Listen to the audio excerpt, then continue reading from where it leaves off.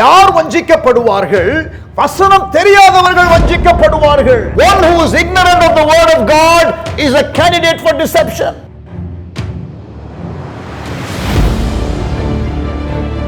நீங்கள் பாவம் செய்யாமல் இருப்பதற்கு தேவனுடைய வசனம் உங்கள் உள்ளத்திலே இருக்க வேண்டும். You have to hide the word of God in your heart so that you can live a holy life.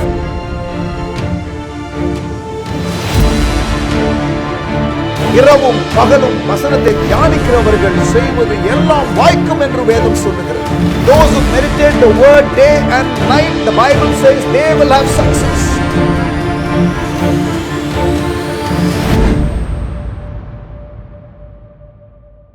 வாழ்வும் வசனமும் நிகழ்ச்சிக்கு ஆண்டவர் இயேசுவின் நாமத்தில் உங்களை அன்புடன் வரவேற்கின்றேன். ஆண்டவர் உங்களை ஆசீர்வதித்து ஆசீர்வாத வாய்க்காலாக தீர்த்தருள்வாராக. ஆமென். Praise the Lord. கடந்த சில நாட்களாக மிஷனரிகளுக்காக எப்படி ஜெபிக்க வேண்டும், how to pray for missionaries, அதாவது எழுப்பப்பட்ட மிஷனரிகளுக்காக எப்படி ஜெபிக்க வேண்டும் என்பதை மட்டுமல்ல, மிஷனரிகள் எழுப்பப்பட வேண்டும் என்பதற்கும் நாம் எப்படி ஜெபிக்க வேண்டும், இயேசு எப்படி ஜெபிக்க கற்றுக் கொடுத்தார் என்ற எல்லா காரியங்களையும் நாம் தெளிவாக பார்த்தோம். அது மாத்திரமல்ல, மிஷனரி ப்ரேயிங் எத்தன்மை உடையதாக இருக்க வேண்டும். What should be the characteristics of missionary praying என்ற காரியத்தையும் நான் உங்களோடு கூட பேசினேன். பிரியமானவர்களே, நன்றாக நாம் அறிந்து கொள்ள வேண்டும், இந்த சந்திக்கப்படாத இடங்களிலே, அறிவிக்கப்படாத இடங்களிலே, சுவிசேஷம் எட்டாத எல்லைகளிலே நாம் மிஷனரிகளை அனுப்புகிறோம். ஒரு கலாச்சாரத்திலிருந்து இன்னொரு கலாச்சாரத்திற்கு, ஒரு மொழி பேசுகிற மக்களிடத்திலிருந்து இன்னொரு இடத்திற்கு, உதாரணமாக தமிழ்நாட்டிலிருந்து பீகாருக்கு மிஷனரியாக போகிறார்கள், வேற லாங்குவேஜ். இவர்களை நாம் மிஷனரிகள் என்று நாம் சொல்லுகிறோம்.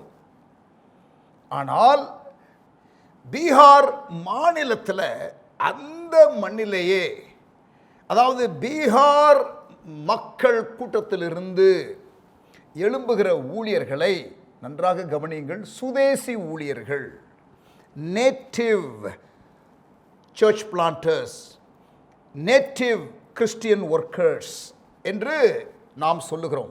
பொதுவாக புரிந்து கொள்ளுதலுக்காக ஜெனரல் டேர்ம்ஸில் மிஷனரி என்ற ஒரு லார்ஜர் டேர்ம் ஒன்று பயன்படுத்தப்பட்டாலும், சந்திக்கப்படாத இடங்களிலே ஊழியம் செய்கிற எல்லாரையுமே மிஷனரி என்ற ஒரு போர்வையிலே நாம் ஜெபித்தாலும் பெரிய ஒரு தவறெல்லாம் கிடையாது. ஆனால் புரிந்து கொள்ளுதலுக்காக நான் சொல்லுகிறேன், இந்த மாற்று கலாச்சார ஊழியர்கள் ஒரு இனத்திலிருந்து இன்னொரு இனத்திற்கு, நம்முடைய பீகார் மிஷன் ஃபீல்டில் தமிழ்நாட்டிலிருந்து மிஷனரிகள் பீகாரிலே இருக்கிறார்கள், தெலுங்கானாவிலிருந்து மிஷனரிகள் பீகாரிலே இருக்கிறார்கள், கர்நாடகாவிலிருந்து மிஷனரிகள் பீகாரிலே இருக்கிறார்கள், ஒடிஷா மாநிலத்திலிருந்து மிஷனரிகள் பீகாரிலே இருக்கிறார்கள், வெஸ்ட் பெங்கால் மாநிலத்திலிருந்து மிஷனரிகள் பீகாரிலே இருக்கிறார்கள், north east India, Nagaland, Manipur போன்ற இடங்களிலிருந்து மிஷனரிகளாக வேறு மாநிலங்களுக்கு போகிறதை நாம் பார்க்கிறோம். நம்முடைய மிஷன் ஃபீல்டிலும் இருக்கிறார்கள். இவர்கள் எவ்வளவுதான் ஒரு அர்ப்பணத்தோடு, டெடிகேஷனோடு, ஒரு கமிட்மெண்ட்டோடு, தியாகத்தோடு அவர்கள் பணி செய்தாலும், நன்றாக நான் சொல்லுகிறதை கவனியுங்கள், there is extreme value for missionaries. ஆனால் கிரவுண்ட் லெவலில் ஒரு தாக்கத்தை ஏற்படுத்த அந்த மண்ணை சேர்ந்தவர்கள், சுதேசி ஊழியர்கள் எழும்பினால்தான் நமக்கு நல்ல தாக்கம், சீக்கிரமாக நம்முடைய ஊழியத்தின் விரிவாக்கம் பார்க்க முடியும். ஸோ ஒவ்வொரு மிஷனரிக்கும் அங்கே 30-40 சுதேசி ஊழியர்கள் எழும்ப வேண்டும் என்பதுதான் சரியான ஒரு கணக்கு என்று மிஷன் எக்ஸ்பர்ட்ஸ் கருதுகிறார்கள். For every missionary, at least 30-40 church planters, native workers, indigenous people, அவர்கள் எழும்ப வேண்டும். அப்பொழுது அந்த மிஷன் அதிகமாக எக்ஸ்பேண்ட் ஆகும் என்று கணிக்கப்படுகிறது. And I think it is very true. Being involved in practical ways, we know that formula is correct. அதாவது மிஷனரிகள் அந்த மக்களுடைய கலாச்சாரத்தை எத்தனை ஆண்டுகள் இருந்து அங்கே படித்தாலும் அவர்களுடைய அந்த உள்ளான காரியங்களை முழுமையாக புரிந்து கொள்ள முடியும் என்று சொல்லிவிட முடியாது. அவர்களுடைய ஹார்ட் லாங்குவேஜ் என்னவோ அந்த லாங்குவேஜில் பேசக்கூடியவர்கள். உதாரணமாக நம்முடைய மிஷனரிகள் இங்கே இருந்து அங்கே போகும் பொழுது அவர்கள் ஹிந்தி படிக்கிறார்கள். குட். ஆனால் நீங்கள் அறிந்து கொள்ள வேண்டிய உண்மை என்ன தெரியுமா? ஆங்காங்கே ஊழியம் செய்கிறதான ஊழியர்கள் சந்தாலி மொழி, போஜ்பூரி மொழி, உரவுன் என்ற ஒரு மொழி, மைத்திலி என்ற ஒரு மொழி, சும்மா சில லாங்குவேஜஸை நான் சொல்கிறேன். அப்படிப்பட்டதான மக்கள் ஹிந்தி பேசினா புரியும். நம்முடைய மிஷனரிகள் போய் அங்கே ஊழியம் செய்யும் பொழுது புரியாது என்று சொல்ல முடியாது. ஆனால் அந்த கூட்டத்தை நடத்தி விடலாம். ஆனால் முடிந்த பிறகு அந்த ஃபெல்லோஷிப் எல்லாம் அவர்களாக உட்காந்து அப்படியே ஜாலியாக உட்காந்து பேசிக்கிட்டு இருக்கும் பொழுது அவர்கள் அவர்களுடைய பாஷையிலே பேசும் பொழுது புரியாது மிஷனரிக்கு. நான் சொல்கிறது புரியுதா? ஸோ அந்த ஊரில் ஒரு பக்கம் தீர்க்கதரிசி தன் சொந்த ஊரிலே மகிமைப்பட முடியாது என்ற ஒரு ரியாலிட்டி இருந்தாலும் ஹார்ட் லாங்குவேஜ் என்ற அந்த ஆஸ்பெக்ட் இருக்கிறது. அந்த ஆஸ்பெக்ட் வந்து advantage. So there are some advantages with missionaries, there are some advantages with church planters. So we need both. நான் சொல்கிறது புரியுதா? ரெண்டும் நமக்கு தேவை. சொந்த ஊரில் சாட்சியாக இருக்கிற ஏராளமான சுதேசி ஊழியர்கள் எங்களுக்கு தெரியும். அல்லது அவர்கள் இனத்தை சந்திக்கிறதற்கு வேறு ஒரு கிராமத்தில், அவர்களுடைய சொந்த ஊரில் இல்லாவிட்டாலும் அவர்களுடைய இன மக்கள் இருக்கிறதான இடத்துல அவர்களை நன்றாக புரிந்து கொண்டவர்கள். சந்தாலி என்ற ஒரு பாஷை இருக்கிறது. அதிகமாக நாங்கள் அப்படிப்பட்ட மக்களை சந்திக்கிறோம். ஸோ இந்த ஊழியர்கள் எழும்பணும். இப்போ பீகார் என்று எடுத்துக்கொண்டால், இப்போ ஹார்வெஸ்ட் மிஷன்ஸ் என்று எடுத்துக்கொண்டால், எங்களுடைய ஊழியம் மிஷனரி ஊழியம் என்று எடுத்துக்கொண்டால், இதிலே மட்டும் நாங்கள் 3000 கிராமத்திலே திருச்சபைகள் என்ற தரிசனத்தோடு செயல்படுகிறோம். ஒடியா என்ற ஒரு மொழி பேசுகிற அல்லது ஒடிஷா என்ற மாநிலத்தில் ஈடுபடுகிறோம். அங்கே ஒரு 500 கிராமங்கள் என்று நாங்கள் லக்கு வைத்து செயல்படுகிறோம். கவனிங்க, ஒடிஷா என்ற மாநிலம் ஒடியா என்ற மொழியை பொதுவாக பேசினாலும், கவனிங்க, மாநிலத்துக்குன்னு ஒரு லாங்குவேஜ் இருக்கா? இது ஹிந்தி கிடையாது, ஒடியா. ஹிந்தி புரியும், ஒடியா மொழி இருக்கிறது. ஆனால் அதுக்கு மேலே நீங்கள் போனீங்கன்னா கூயி ட்ரைப் என்று இருக்கிறது. எங்களுடைய அங்கே உள்ளதான கீமேன் நத்தானியல், அவர் கூயி ட்ரைப். அதற்கு மொழி இருக்கிறது. அந்த மொழியில ஜீசஸ் ஃபிலிம் இருக்கிறது. அந்த குய் மொழி பேசுகிறவர்களுக்கு ஹிந்தி தெரியாதா? தெரியும். அவர்களுக்கு ஒடியா தெரியாதா? தெரியும். கவனிங்க, ஹிந்தி மொழியில ஜீசஸ் ஃபிலிம் இருக்கு. அப்ப ஏன் கூவி ட்ரைப்ல இருக்கிற மக்களுக்கு கூவி லாங்குவேஜில் ஏன் ஜீசஸ் ஃபிலிம் டப் பண்ணணும்? ஹார்ட் லாங்குவேஜில் கேட்கும் பொழுது அதில் இருக்கிற ரெஸ்பான்ஸ் லெவல் வேறு என்று மிஷன் எக்ஸ்பர்ட்ஸ் கருதுகிறார்கள். மிஷன் ஸ்ட்ராட்டஜிஸ்ட்ஸ் ஆய்வு மூலம் கண்டுபிடித்து சொல்லுகிறார்கள். ஸோ அந்த ஹார்ட் லாங்குவேஜில் இருக்கிற worker எழும்பணும். we need more workers. ஆண்டவர் எழுப்பணும். பிரியமானவர்களே கவனிங்க, 3 காரியம் ஆண்டவர் தம்முடைய ராஜ்யத்தை கட்டுவதற்கு பயன்படுத்துகிறார். 3 things God uses. God uses His word, God uses His spirit, God uses His people. தேவன் 3 காரியத்தை பயன்படுத்துகிறார். அவருடைய வார்த்தை, பைபிள் வசனம், அவருடைய ஆவியானவர், ஹிஸ் ஸ்பிரிட். மூன்றாவது ஹிஸ் பீப்பிள், அவருடைய மனிதர்கள். நீங்கள் பாருங்க, முழுமையாக பைபிள் முழுவதும் God uses these three things. God uses his word, God uses his spirit, God uses his people. people என்று சொல்லும் பொழுது லீடர்ஸ், அப்புறம் விசுவாசிகள், ஒருவருக்கொருவர் உறவு. புதிய ஏற்பாட்டு திருச்சபை வாழ்வை குறித்து படித்தால் லீடர்ஸ், அவர்களுடைய இன்புட் தேவை. அப்புறம் ஒருவருக்கொருவர் உறவுல தேவை. விசுவாசிகள் இருக்க வேண்டும், அப்பொழுதுதான் வளருவார்கள். Is people. வேர்ட் தேவையா? ஆமா. 2 தீமோத்தேயு 3ஆம் அதிகாரம் 16, 17 வசனங்கள், வேத வாக்கியங்கள் எல்லாம் எதற்காக கொடுக்கப்பட்டிருக்கிறது? தேவனுடைய மனுஷன் தேறினவன் ஆவதற்கு, அவன் எந்த நற்கிரியும் செய்ய தகுதி உள்ளவன் ஆவதற்கு. அப்போ word of God is needed, spirit of God is needed. அவர் சகல சத்தியங்களுக்குள்ளும் வழி நடத்துவார். அவர் பாவத்தை குறித்து கண்டித்து உணர்த்துவார். See, we need his spirit, we need his word, we need his man. ஆண்டவரால் எழுப்பப்படுகிற மனிதர்கள்.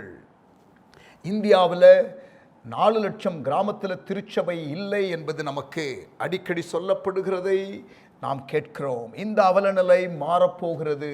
God is going to change this. ஆனால் இந்த சேஞ்ச் வருவதற்கு we need workers who will position themselves in these villages. தேவனால் அழைக்கப்பட்ட மனிதர்கள் எழும்பணும். இப்ப இந்த 4 லட்சம் கிராமத்திற்கும் நமக்கு மிஷனரிகள் தேவையா? No, not needed. என்னை பொறுத்த வரைக்கும் என்ன தெரியுமா, இந்த 4 லட்சம் என்று நாம் சொல்லுகிறோமே, அதில் 10,000 மிஷனரிகள் அல்லது ஒரு 5,000 மிஷனரிகள் இருந்தால் போதும். ஆனால் மீதி யார் தெரியுமா நமக்கு தேவை? நமக்கு அந்த ஏரியாவில் இருக்கிற லீடர்ஸ், அந்த மண்ணுக்குரியவர்கள், தங்கள் ஜனங்களுக்காக உத்தரவாதம் எடுக்கிறவர்கள். என் ஜனம், என் ஜனம் என்று பவுல் சொல்லுகிறார் தெரியுமா? அதற்காக நான் சபிக்கப்பட்டாலும் பரவாயில்லை என்று சொல்லி ரோமர் 9ஆம் அதிகாரம் 1 to 3 வசனங்களிலே வாசிக்கிறோம். See, the burden for his own people, தன்னுடைய சொந்த ஜனத்திற்காக பரிதபிக்கிறார் பவுல். ஸோ அப்படிப்பட்ட ஆதங்கமுடைய மக்களை கர்த்தர் வைத்திருப்பார், ஒவ்வொரு ஊரிலும் வைத்திருப்பார். அவர்களை நம்ம அடையாளம் கண்டு கொள்ள வேண்டும். அவர்களை கர்த்தர் எழுப்பணும்னு ஜெபம் பண்ணணும். இப்போ இந்தியாவில் சுமார் 2,000 மக்கள் கூட்டங்கள் சந்திக்கப்படாமல் இருக்கிறது என்ற இன்னொரு புள்ளிவிவரம் நமக்கு உண்டு. Another information is 2,000 people groups. அவர்களுக்கு மிஷனரி தேவையா? எஸ். ஆனால் என்னை பொறுத்த வரைக்கும் ஒவ்வொரு பீப்புள் குரூப்புக்கும் ஒரு 4-5 மிஷனரிகள் என்று வைத்துக் கொள்வோம். ஆனால் ஒவ்வொரு பீப்புள் குரூப்புக்கும் அதற்கு பிறகு ஒரு 200-300 சுதேசி ஊழியர்கள் அங்கே இருந்து ரட்சிக்கப்பட்டு அவர்கள் நடுவிலே ஊழியம் செய்வதற்கு எழும்ப வேண்டும். ஸோ மிஷனரிகளுக்காக எப்படி ஜெபிக்க வேண்டும் என்று படித்து வந்தோம். இன்றைக்கு நாம் கேட்கிற காரியம் என்ன? we need to pray for native church planters. இந்தியாவிலே உள்ள நிலைமையை வைத்து நான் சொல்லுகிறேன். ஆமென். இந்த வாழ்வும் வசனமும் நிகழ்ச்சியில் ஆண்டவருடைய நோக்கத்தை வேதத்திலே நாம் பார்க்கிறோம். அதை எப்படி நிறைவேற்றுவது என்பதை நாம் படித்து கொண்டிருக்கிறோம். ஆமென். இந்த அறுவடைக்கான சவாலை நான் ஒரு சின்ன 3 minutes வீடியோ ஒன்றை நான் பேசுகிறேன் from the mission field, just to give you the feel. அந்த ஒரு உணர்வை கொடுப்பதற்கு சொல்லுகிற வசனங்களையும் சொல்லுகிற காரியங்களையும் நீங்கள் இப்பொழுது கேட்கலாம். We will watch that video right now.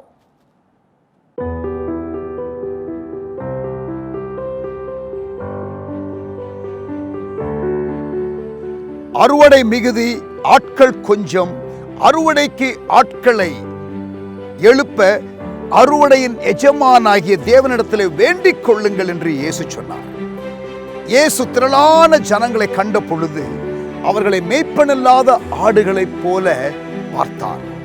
தொய்ந்து போனவர்களாக பார்த்தார். அவர்கள் சிதறப்பட்டவர்களாக இருக்கிறதை பார்த்தார். அப்பொழுது சொன்னார், அறுவடை மிகுதி, ஆட்கள் கொஞ்சம், அறுவடைக்கு ஆட்களை எழுப்பும்படி எஜமானை வேண்டிக் கொள்ளுங்கள் என்று இயேசு சொன்னார். பிரியமானவர்களே, இந்த பீகார் மிஷன் ஃபீல்டு அப்படித்தான் இருக்கிறது. திரளான ஜனங்கள், தொய்ந்து போன ஜனங்கள், ஆட்கள் குறைவு ஊழியம் செய்வதற்கு.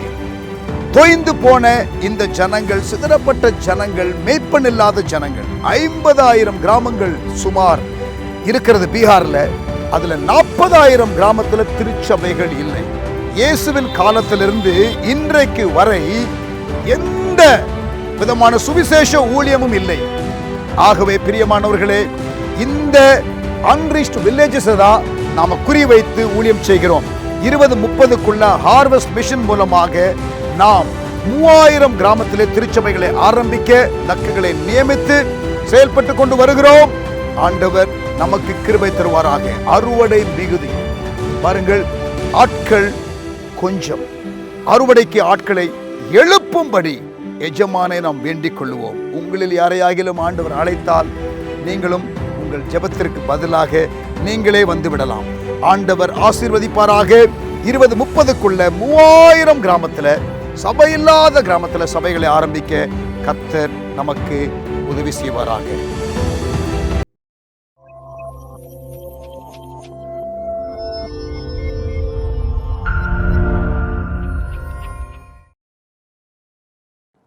Praise the Lord. Amen. So, அறுவடை மிகுதி, ஆட்கள் கொஞ்சம், அறுவடைக்கு ஆட்களை எஜமான் எழுப்ப வேண்டும் என்று ஜெபிக்கும்படி அறுவடைக்கான எஜமான், the Lord of the harvest should raise laborers. இதை குறித்து நாம் அதிகமாக பார்த்து விட்டோம். ஆண்டவர் தான் ஊழியர்களை எழுப்ப முடியும், நாம் சற்று உருவாக்க முடியும். அதாவது ஆண்டவர் அவர்கள் மேல கை வைத்திருந்தால், ஆண்டவருடைய அழைப்பும் கிருபையும் இருந்தால், நாம் அவர்களை சற்று அலைன்மெண்ட்டுக்குள்ள உருவாக்குவதற்கு ஆண்டவர் நம்மை பயன்படுத்துவார், லீடர்ஸ், மிஷனரிஸ். ஆனால் கர்த்தருடைய கரம் இருக்கிறவர்கள் வேண்டும். ஆண்டவர் எழுப்பணும் என்ற காரியத்தை நாம் மனதிலே வைத்து ஜெபிக்க வேண்டும். மிஷனரிகளுக்காக ஜெபியுங்கள். And keep praying. மிஷனரிஸ் தேவையில்லை என்று சொல்லுகிறார்கள். கவனிங்க, 1970s உலகம் எங்கிலும் உள்ளதான கிறிஸ்டியன் ஆர்கனைசேஷன்ஸு, கிறிஸ்டியன்ஸு சொல்லிக் கொண்டு வந்த ஒரு ஸ்லோகன் என்ன தெரியுமா? Missionaries go home. Missionaries go home. Missionary தேவையில்லை, மிஷனரிகள் தேவையில்லை. எல்லா தேசத்திலும் ஊழியங்கள் உண்டு, மிஷனரிகள் தேவையில்லை. அந்த காலகட்டத்தில் தான் நன்றாக கவனிக்கணும். 1974 ஆம்ஸ்டர்டாம் என்ற ஒரு இடத்துல பில்லி கிரஹாம் ஒரு கான்ஃபரன்ஸை கூட்டியிருந்தார். வேர்ல்டு இவாஞ்சலிஸ்டுடைய காங்கிரஸ் ஆன் வேர்ல்ட் இவாஞ்சலைசேஷன், உலகத்தை சுவிசேஷமயமாக்குவதற்காக எடுக்கப்பட்ட ஒரு முதல் முயற்சி. 1974 Lausanne in Switzerland or Amsterdam தெரியல, ஏன்னா அதுக்கப்புறம் இன்னொன்று நடந்துச்சு, பட் டசன்ட் மேட்டர். ஆனால் பில்லி கிரஹாம் கேதர் பண்ணின ஒரு event, Congress on world Evangelization. That is the first ever global initiative. இயேசுனுடைய காலத்திற்கு பிறகு முதல் global initiative to see Great Commission fulfilled. அதுக்கப்புறம் பல இனிஷியேட்டிவ்ஸ் இருக்கிறது, நமக்கு நேரம் இருக்கும்பொழுது உங்களுக்கு நான் சொல்லிக் கொடுக்கிறேன். ஆனால் the first ever global attempt to evangelize the world, great கமிஷனை fulfill பண்றதற்கு எடுக்கப்பட்ட ஒரு முயற்சி, பில்லி கிரஹாமின் மூலமாக எடுக்கப்பட்ட ஒரு முயற்சி. அந்த காலகட்டத்தில் missionaries go home, missionaries go home என்ற ஒரு ஸ்லோகன் பிரபல்யமாக காணப்பட்டது. ஏனென்றால் எல்லா தேசத்திலும் geopolitical nations, China, India, Pakistan, அப்படி ஈஜிப்ட், சவுத் ஆப்பிரிக்கா, அப்படி எந்த நாட்டையும் நீங்கள் எடுத்துக்கொள்ளலாம். Burma, Cambodia, Laos, Vietnam, Malaysia, Singapore, Philippines, Indonesia எடுத்துக்கொள்ளலாம். எடுத்துக்கொண்டால் எல்லா தேசத்துலேயுமே திருச்சபைகள் இருக்கிறது உலகத்தில். ஸோ அந்த அடிப்படையில் உலகமெங்கிலும் புறப்பட்டு போய், இங்கிலீஷில் going to all the Nations என்று இருக்கிறதே, அதனாலே எல்லா தேசத்திலும் சுவிசேஷம் போயிடுச்சு என்ற ஒரு நினைப்பு, என்ற ஒரு உண்மையற்ற ஒரு காரியத்தை நம்பி முடிந்துவிட்டது சுவிசேஷமயமாக்குகிற காரியம் என்ற ஒரு நிலை இருந்தது. அது எல்லாரும் ரட்சிக்கப்படலை, ஆனால் எல்லா தேசத்திலும் ஊழியங்கள் உண்டு என்ற நிலை இருந்தபடினால missionaries go home, missionaries go home என்ற ஒரு ஸ்லோகன், ஒரு பேச்சு பரவலாக காணப்பட்டது. மிஷனரிகள் தேவையில்லை என்ற ஒரு சூழ்நிலை. அந்த நேரத்தில் நல்லா கவனிக்கணும். This is a landmark event. Ralph Winter என்று சொல்லுகிற, நல்லா கவனிங்க, ரால்ஃப் வின்டர் என்று சொல்லக்கூடிய ஒரு mission thinker, US centre for world mission என்ற ஒரு ஆர்கனைசேஷனுடைய pioneer, research organisation, mission thinker, mission strategist, அந்த கான்ஃபரன்ஸில் ஒரு பேப்பர் ப்ரெசென்ட் பண்ணுகிறார். Listen carefully. ஒரு பேப்பர் ப்ரெசென்ட் பண்ணுகிறார். அதாவது பெரிய ஒரு மாநாடு, அந்த மாநாட்டில் நிறைய பேர் பேப்பர் ப்ரெசென்ட் பண்ணுறாங்க, நிறைய பேர் பல சொற்பொழிவுகளை கொடுக்குறாங்க, பல ஆய்வுகளை ப்ரெசென்ட் பண்ணுறாங்க, பல சேலஞ்சிங்கான செய்திகளை கொடுக்கிறார்கள். அதில் ரால்ஃப் வின்டர் வந்து அங்கே பேசும் பொழுது அவர் முழக்கமிட்ட முழக்கம் என்ன தெரியுமா? Missionaries go home is a joke. அவர் அடித்து பேசுகிறார். Missionaries go home is a joke. If at all we need missionaries, we need more now என்று அவர் முழங்குகிறார். அதற்கு ஏன் என்ற ஒரு காரியத்தையும் அவர் சொல்லுகிறார். அவர் சொன்னார், பிரதான கட்டளை கிரேட் கமிஷன் இருக்கே, அது ஒவ்வொரு பொலிட்டிக்கல் நேஷனுக்குள்ளே போயிட்டு சபை ஆரம்பிக்கிறதை குறித்து கட்டளை இல்லை. அங்கு going to all the Nations என்ற வார்த்தை எத்தனே, அந்த கிரேக்க வார்த்தை, உலகமெங்கிலும் புறப்பட்டு போய் சகல ஜாதி என்ற வார்த்தை எத்தனே என்ற கிரேக்க வார்த்தை, மக்கள் இனம், பாஷைக்காரர்கள், கலாச்சார பின்னணி, இப்படி எல்லா டைவர்சிட்டியில் இருக்கிற எல்லா மக்களுக்கும் சுவிசேஷம் போகணும், அவர்கள் சீஷர்கள் ஆக்கப்படணும். எல்லா பாஷைக்காரர்கள், எல்லா கோத்திரம், எல்லா மக்கள் இனம், அங்கு வெளிப்படுத்தின விசேஷம் 5ஆம் அதிகாரம் 9ஆம் வசனம், 7ஆம் அதிகாரம் 9ஆம் வசனத்தில் வாசிக்கிறோமே, அந்த காரியத்தை தான் தேவன் சொன்னார். அது far from being fulfilled. இன்னும் ஏராளம் இன்னும் செய்ய வேண்டியது இருக்கிறது. ஒரே தேசத்திற்குள்ள, for example India, 3000 people groups, எல்லா பீப்புள் குரூப்பும் ரீச் பண்ணப்படணும். இந்தியாவில் சபை இருக்கலாம், ஆனால் எல்லா பீப்புள் குரூப்லையும் சபை இருக்கிறதா என்ற முழக்கம் இந்த கான்ஃபரன்ஸில் இருந்த சில ஊழியர்கள், டொனால்ட் மெக்காவ்ரன் என்ற ஒரு லீடர், அவர் father of church growth movement என்று சொல்லுவார்கள். எப்படி father of modern missionary movement என்று வில்லியம் கேரியர் சொல்லுகிறார்களோ, father of church growth movement, சபை வளர்ச்சியை குறித்து ஆய்வு செய்த ஒரு மிஷன் லீடர் டொனால்ட் மெக்காவ்ரன், அவர் உள்ளே இருக்கிறார். அவர் அவருடைய புஸ்தகத்திலே எழுதும் பொழுது எழுதுகிறார், in 1974 Global World Evangelization Congress, Ralph Winter dropped a bomb. Ralph Winter dropped a bomb என்று அவர் எழுதுகிறார். பிரியமானவர்களே, அந்த காலகட்டத்திலிருந்து இப்பொழுது சுமார் 50 ஆண்டுகள் கடந்து விட்டது. Almost, if we come to 2024, 50 ஆண்டுகள் ஆகிரும். பாருங்க, இப்படிப்பட்டதான ஒரு வாய்ஸ் இருந்தும் இன்னமும் தெளிவாக எல்லாரும் இந்த சத்தியத்தை புரிந்து கொள்ளவில்லை. கிரேட் கமிஷன் ஃபுல்ஃபில்மெண்ட் என்பது எல்லா பீப்புள் குரூப்புக்கும் காஸ்பல் போவது. மத்தேயு 24:14 ராஜ்யத்தின் இந்த சுவிசேஷம் சகல ஜாதிகளுக்கும் அறிவிக்கப்படும். சொல்லுங்க, சகல ஜாதிகள். ஜாதினா நம்ம ஊர் செட்டியார், முதலியார், நாடார், நாய்க்கர் கிடையாது.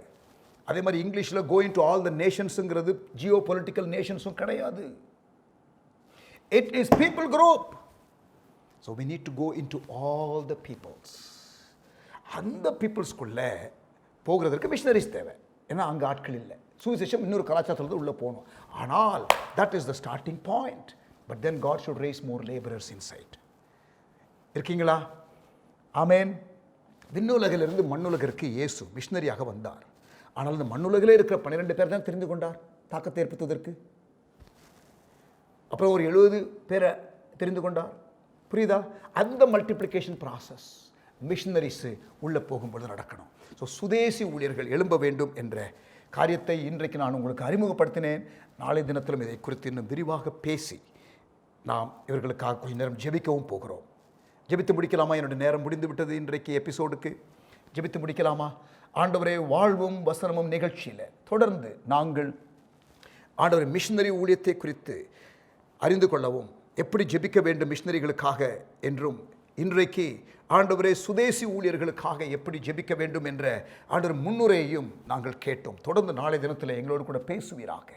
ஆசீர்வதியும். இயேசுவின் நாமத்தில் ஜெபிக்கிறோம் எங்கள் நல்ல பிதாவே. ஆமேன். ஆமேன்.